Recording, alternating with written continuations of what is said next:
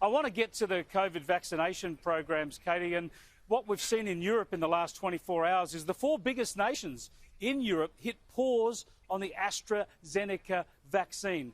Why wouldn't we be concerned about that vaccine in Australia if they are?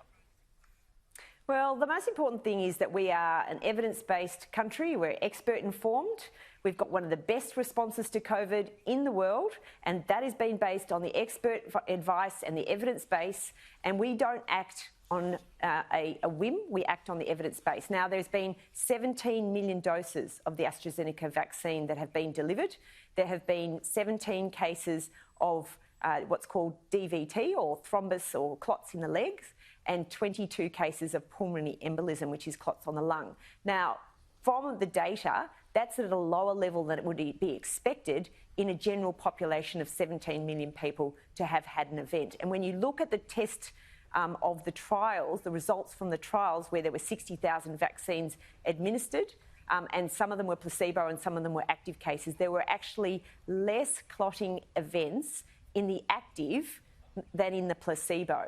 So that really shows there isn't any evidence at this point in time, and we are open to always keeping a watching brief on any adverse events, and that is the undertaking that the Morrison government has with the Australian public. It's the undertaking, the express undertaking of the TGA, our world-class TGA, and it's the express undertaking of all the experts and evidence base that's informing the Australian response, that we will always listen to the evidence. So there is no need to pause at this point in time because there is not evidence that there is a problem with the AstraZeneca vaccine. We've seen that the UK has continued with its vaccine program. We've heard from the WHO and we've heard from the actual vaccine providers themselves that we are confident about the safety of this vaccine, and we will continue to monitor to see if there's any problems going forward. But at this point in time, we feel comfortable and confident that this is a safe vaccine and that we can continue to roll this out, because that's what Australians want. They want to be able to get back to a more normal life, more normal pre-COVID life,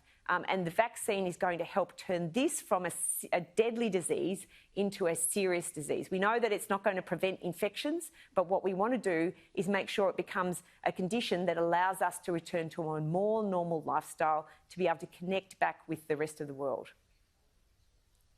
Yet, Katie Allen, your coalition colleague, Senator Matt Canavan, has said this.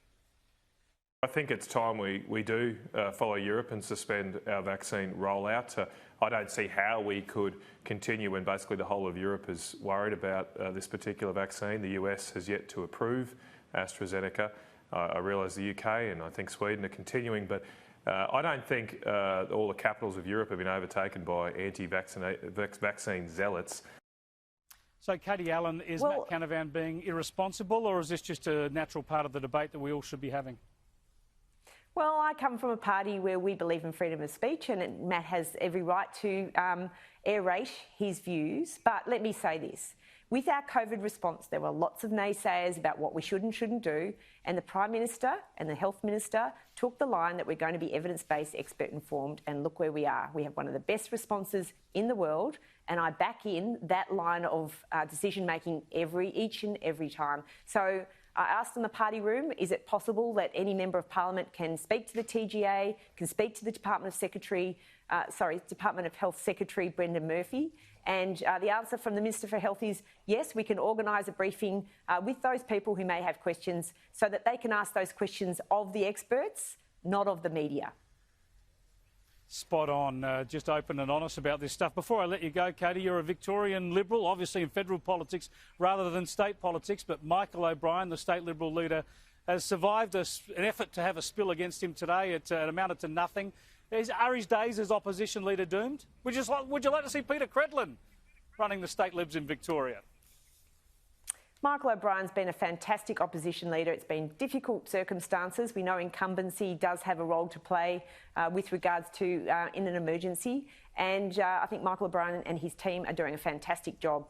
And I think that's shown by there was not really a lot of support for a spill. And so I think Michael will continue to do the excellent job that he has been doing. And we need to get behind the Liberal team in Victoria, because we need to continue to hold Dan Andrews and his Labor government to account to make sure that we have the best decision-making possible. Well, should someone move out of the way, though, and try and get Peter Credlin into the Parliament down there, would she be an asset to the party? And I'm not saying that because I want to move my show to 6 o'clock. I like 5 to 6 and getting home for dinner. I love Peter Credlin. I think she's got a very good role that she plays in holding. In fact, she did a really good job in the press conference holding Daniel Andrews to account, but she does that so well on Sky. She's a strong voice for Liberal values, and she's a strong voice for making sure she holds both the government and the opposition to account, both federally and at state level, and she is having a major impact. So go, Peter. Great stuff. Thanks for joining us, Katie. I appreciate it. Katie Allen there. Victorian Federal Liberal MP joining us live from Canberra.